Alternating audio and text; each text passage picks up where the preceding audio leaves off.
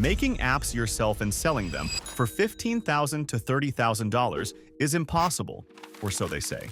But what if I told you that's just a lie holding you back? This tweet right here, yeah, the one on screen, claims solo app builders can't succeed. Spoiler alert, they're wrong. Today, I'm breaking down exactly how you can do it. No team, no funding, just pure strategy. Step 1. All right, let's dive straight into the foundation of everything. Finding your app idea. Now, here's the truth. You don't need to reinvent the wheel. Seriously, some of the most successful apps out there are just slightly improved versions of existing solutions. Let me give you some examples. Ahrefs versus SEMrush, GitHub versus GitLab, Zoom versus Google Meet versus Teams, WhatsApp versus Telegram versus Viber. These aren't groundbreaking innovations. They're clones with small tweaks. And guess what? That's perfectly fine, especially when you're starting out.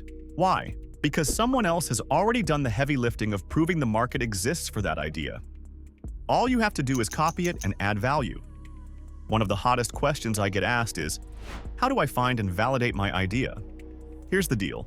You don't need a brand new concept. Copying works, and it works well. Originality isn't dead, but it's overrated, especially when you're just starting out. The goal isn't to create something completely unique. It's to solve a problem effectively and efficiently. So where should you look for ideas? Start with these platforms. Product Hunt. Check out their Best Products of the Month Year section. These are proven hits. Hacker News and Indie Hackers. Read through threads and see what problems people are solving or struggling to solve. Identify gaps in existing solutions and fill them. For example, imagine you love project management tools. Trello and Asana dominate the space, but maybe they lack one specific feature you think would make life easier for users. Boom, you've got your niche. Add that feature, target the right audience, and watch your app grow. Competition is normal. Let's address another common concern: competition. A lot of people shy away from launching products because they think the market is too saturated. But here's the thing, competition is normal. Think about it. How many coffee shops can survive in one city? Plenty. The same goes for apps. Being a clone isn't bad. It's smart. Just add one feature or tweak that sets you apart. For instance, one developer built a micro SaaS product by cloning another app but adding just one key feature, a faster launch process. 4 months later, after earning $15,000, they truly understood their customers' pain points and started implementing new features based on real feedback. So stop worrying about being 100% original. Focus on getting your product out there and learning along the way. Copy what works. Copying doesn't mean stealing intellectual property. It means studying successful products, identifying what makes them work, and improving upon those elements. For example, Ahrefs versus SEMrush. Both offer SEO tools, but each has its own unique selling point. Zoom versus Google Meet. Zoom became popular due to its focus on virtual backgrounds and breakout rooms. By analyzing competitors, you can identify opportunities to differentiate yourself without reinventing the wheel. Originality is great, but it's not necessary when you're just starting out. Most successful startups began as clones before evolving into something unique. Take Uber, for example. Before Uber, there was Taxi Magic, a taxi booking app. Uber copied the concept but added better user experience, pricing transparency, and convenience. If you're still unsure about copying, consider this. Every major tech company today started as a clone of something else. Facebook was inspired by Friendster, Twitter mimicked SMS messaging, and Instagram followed in the footsteps of photo-sharing apps like Hipstamatic. All right, now that you've got your idea, it's time to build your app. Whether you're a seasoned developer or a complete beginner, this process is totally accessible for everyone. Step 1. Validate before you build. Before you even think about writing a single line of code, let's talk validation. Here's the deal. Don't waste months building something no one wants. Instead, start with a simple landing page to test your idea. Tools like Cursor, Bolt.new, or Windsurf. AI will help you set this up in minutes. Seriously, it's super easy. Just throw together a basic page with a call to action like sign up or pre-order now. If people are willing to give you their email address, or better yet pay, you've got a winner. This step is crucial because it saves you both time and money. Let me give you an example. Peter Levels, a famous entrepreneur, sold his book before he even wrote a single word. He just created a landing page and payment system. When people started buying, he knew he had a green light to move forward. That's the power of validation. Don't skip it. Step 2. Choosing the right tech stack. Now, when it comes to choosing a tech stack, simplicity is key. Look, I know it's tempting to spend weeks debating which framework or database is best, but honestly, that's a waste of time. Just pick one and move forward. Here's what I recommend for beginners. For web development, go with Next.js. Is it perfect? Hell no. But it's one of the most popular full-stack frameworks out there, and it's beginner-friendly, scalable, and widely supported. For your database, stick with PostgreSQL paired with Supabase. Forget about MongoDB. It just doesn't scale well.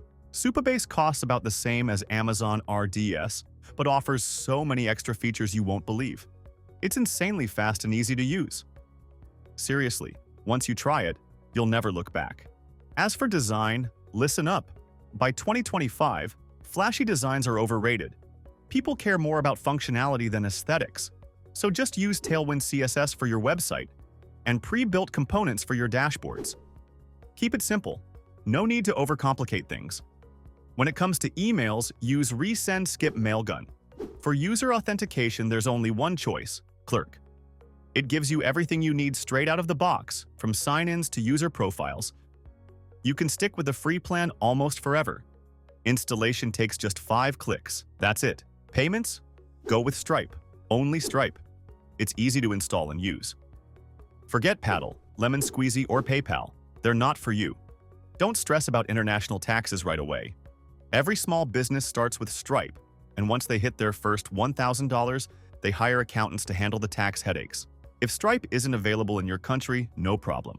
You can quickly set up a company in the US, UK, Singapore, or EU using services like Stripe Atlas and link your Stripe account to that company. It's all done online in just one day. For deployment, I use AWS Amplify. For just $1 a month, you get one-click deployment and access to the entire AWS infrastructure. Seriously, VirtuaLearn is way too expensive. And let's talk mobile tech for a second. Listen up. Mobile is a big no. Never build mobile apps. Sure, people spend more time on their phones, but it's all for entertainment. TikTok, WhatsApp, Instagram, Facebook, Tinder, and the rest. You'll struggle to snag attention from these giants, especially if you're just starting out. Mobile users aren't in the mindset for solving business problems. They're there to kill time. Mobile only makes sense for super niche cases like advanced video editing apps. And that's not beginner territory. Now let's talk analytics. PostHog integrates super easily with your Next.js project, and its killer feature, Session Replay, lets you see exactly what your customers are doing.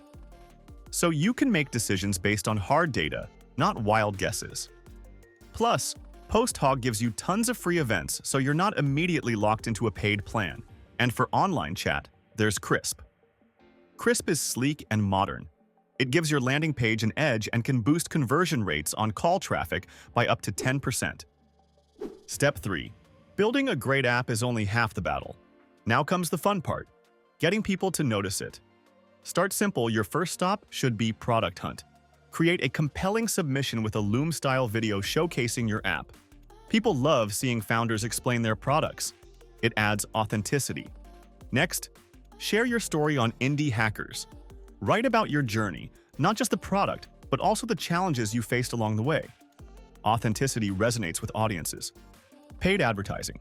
If you're comfortable spending a little money, consider running ads on X, formerly Twitter. Target keywords like competitor name, alternatives, to reach users actively looking for solutions. Google Ads is another option. It's surprisingly affordable if you target niche keywords. Plus, people searching for alternatives are usually ready to buy. Cross promotions. Reach out to influencers in your niche and pitch them to promote your product. Whether it's through paid deals, affiliate programs, or offering lifetime free access, collaboration can boost visibility. Don't be afraid to mimic success. If your competitors are using certain strategies, analyze them and adapt them to your own style. For example, one developer copied an ad campaign from a competitor and ended up getting twice as many leads in just 1 week. Email marketing. Personalized emails can significantly boost engagement and conversions. YouTube channel finally. Start your own YouTube channel. It might sound intimidating, but it's simpler than you think. Follow this formula. Find a keyword that resonates with your audience. Identify related topics that need coverage. Write down some bullet points. Invest in a decent microphone. Sound quality is key. Record your insights using your phone, camera, or screen recorder. The first video is always the hardest, but with each one, it gets easier. Plus, YouTube works like magic. It's essentially SEO on steroids. It hooks people on your personality, turning casual viewers into loyal customers. Final thoughts. Building a profitable app solo doesn't require years of experience or millions in funding. What it does require is focus, persistence, and smart decisions. By following this framework, finding a validated idea, using the right tech stack, targeting the right market, and leveraging AI, you can build an app that generates $15,000 or more. Go to Product Hunt or Hacker News and jot down 10 app ideas that inspire you. Set up a basic landing page to validate one of those ideas. Start testing your chosen tech stack today. Like and subscribe for more actionable tips on app development and entrepreneurship. Let's build together.